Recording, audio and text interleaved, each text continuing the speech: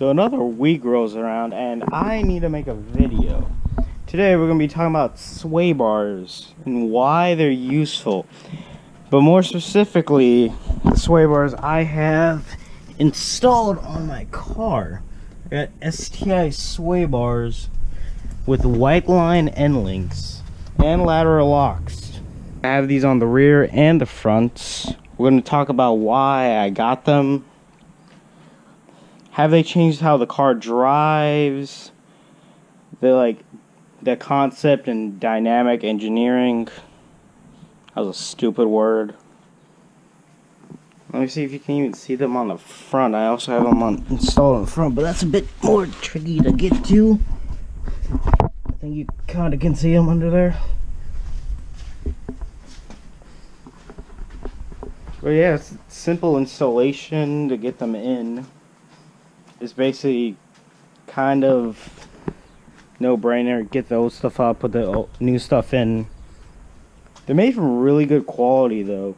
It's like billet metal and it's got this very nice, as you probably saw, like, I wouldn't say like bronze, like a bronze gold type of thing. And so now we're gonna cut to the segment in the video. Essentially, it's just a bar that controls your lateral motion. So you have your two wheels right here, and you have your suspension here. So the suspension controls up and down motion. While if you have your sway bars, which usually are connected to your struts or the bar or whatever, arm or whatever, that they're mounted different ways for rear and for front.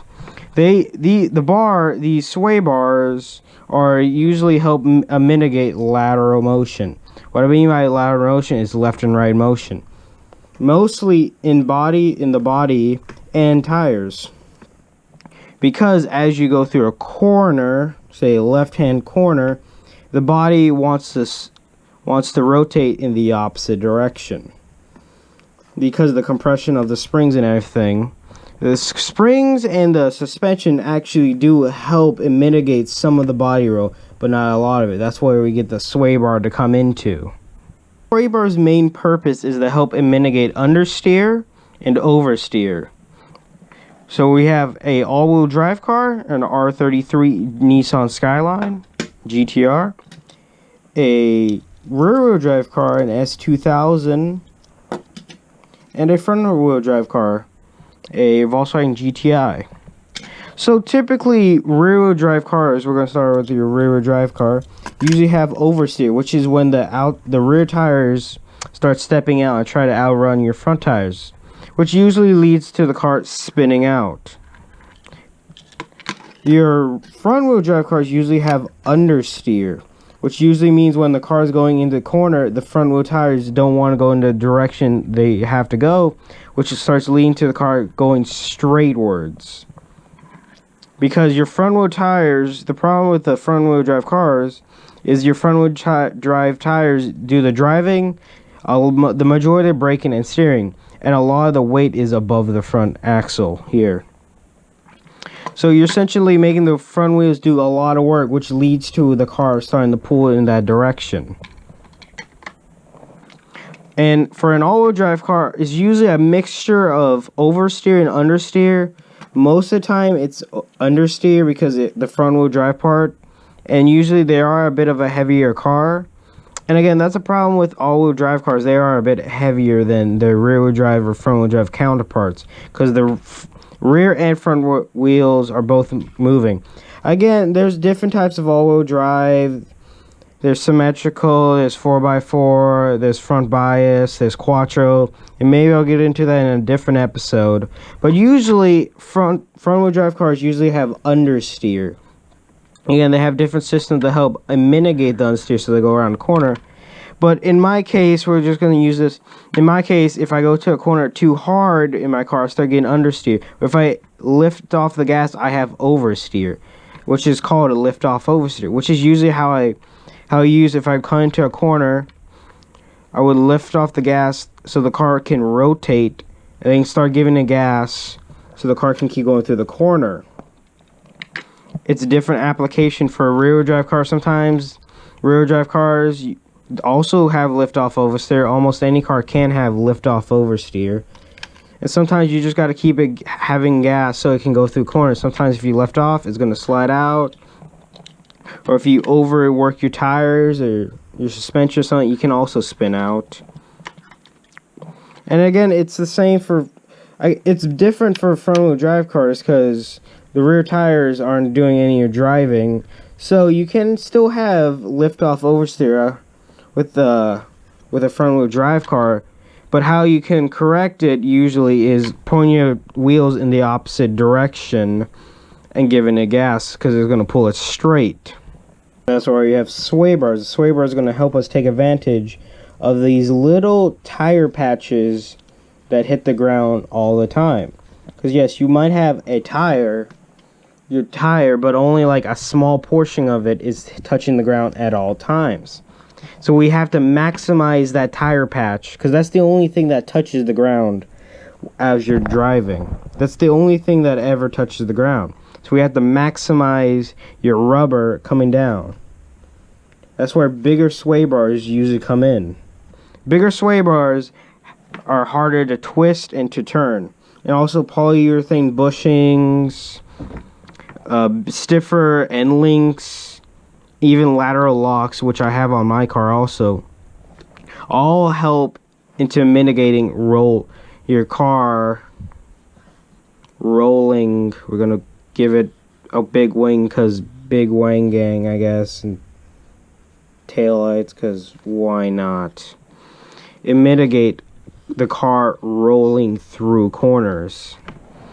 Because if we're rolling through corners, as I stated before, we're taking usually the inside tires are going to go up while the outside tires go down, which is a bit good because your outside tires are going to have more grip and might help the car go through the corner better. But if you're taking your grip off the inside tires, you're basically losing maybe 1 or 2 tires, which is either 20 to close to 50% of your grip you have on the road.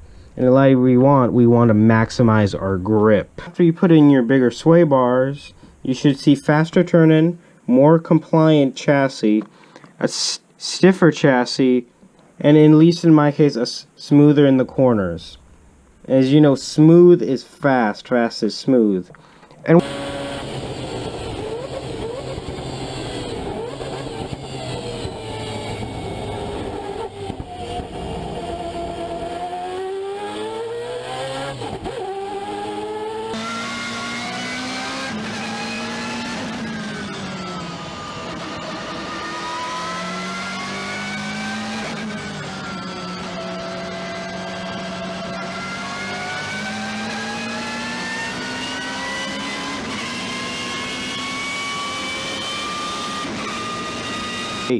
in my application, it was great. The sway bars went in fine.